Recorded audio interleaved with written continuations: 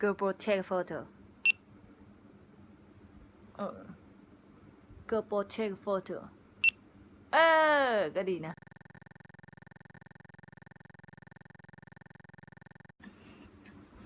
เดี๋ยวเรามาเล่น Gopro กันแป๊บหนึ่งเขาบอกว่า Gopro อ่ะมันสามารถสั่งด้วยเสียงได้เดี๋ยวลองดูว่ามันจะได้เปล่า Gopro take photo ได้แสดงว่าสำเนียงได้หรือเปล่า Gopro take photo โอ้ยเลิศ Gopro take photo เอาใหม่ลองสำเนียงใหม่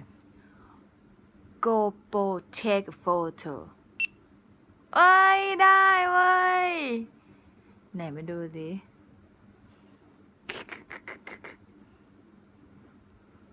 หัวย่นเชียร์ดู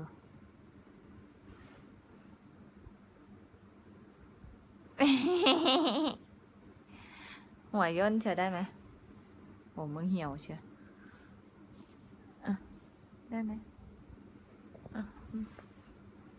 เดี๋ยวค่อยเอาโชว์ก็ได้เมื่อกี้ไม่ได้เฉยเลยซิงเอาใหม่ Gopro take photo ได้ด้วย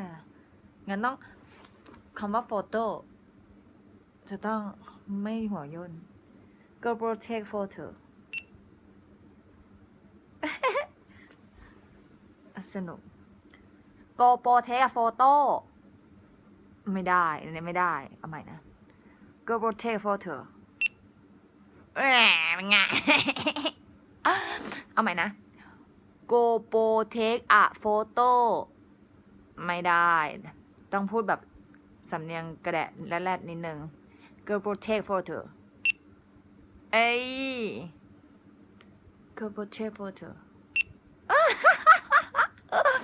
จริงๆแล้วจะบอกให้ว่าโหมดเนี้ยเพิ่งรู้จากเพื่อนก็ซื้อ Gopro มาเล่นเหมือนกันคือเราอะเหมือนซื้อมาก่อนใช้มาก่อนประมาณอาทิตย์2 อาทิตย์นี่แหละแป๊บเดียวอะแล้วเราก็ไม่รู้เลยว่ามันมีฟังก์ชันนี้จนไปเล่นบาสแล้วเพื่อนมัน Gopro take photo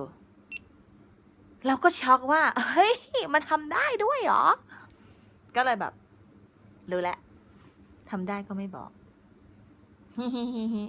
ก็ใครมีลูกเล่นอะไรของ Gopro ก็มาบอกโบบาได้นะเพราะว่าโง่ค่ะไม่ค่อยรู้อะไรขอบคุณค่ะ